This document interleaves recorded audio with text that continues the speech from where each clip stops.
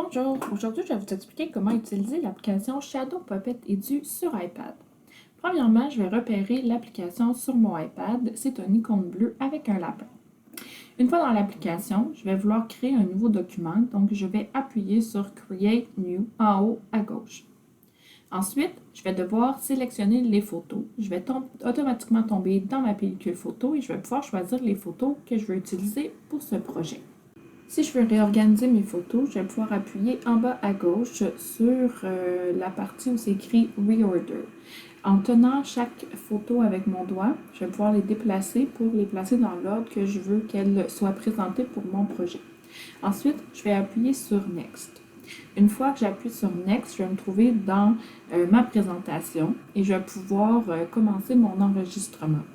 Au besoin, je pourrais ajouter du texte sur la page principale en appuyant sur l'icône en haut à droite. Je pourrais venir écrire mon texte, donc ici je vais écrire bonjour. Je pourrais réorganiser le texte sur l'image, changer la police et aussi changer la couleur ou même mettre un encadré sur mon texte. Donc ici, je vais le laisser en rouge. Ensuite, je pourrais ajouter de la musique. Il y a déjà des trames sonores qui sont incluses dans l'application. Donc, en appuyant sur Background Music, je peux choisir une des chansons qui s'y trouvent. Ce sont des chansons instrumentales uniquement. Donc, par la suite, je vais appuyer sur Start pour pouvoir enregistrer mon projet et je vais faire la narration tout en appuyant moi-même sur les flèches pour changer d'image lorsque je suis prête à passer à l'image suivante.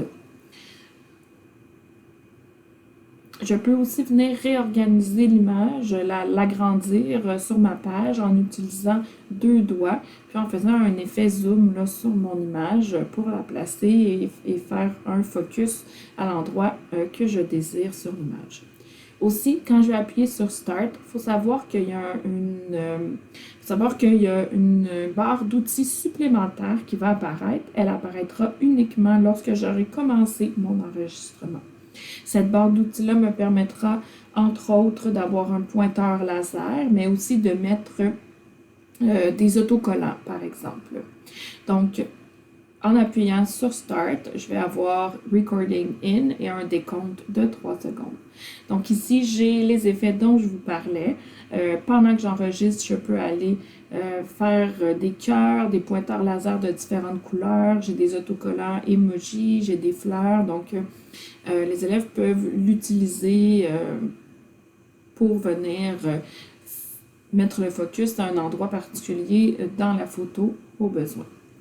Quand j'ai terminé, je vais appuyer sur le bouton Pause et ensuite je vais sauvegarder avec le bouton Save en bas à droite. Lorsque c'est terminé, cette fenêtre va m'apparaître et je vais appuyer sur Done en haut à droite.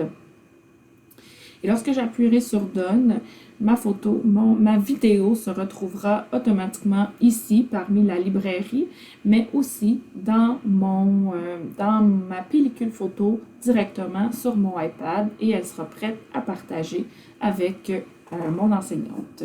Merci, au revoir.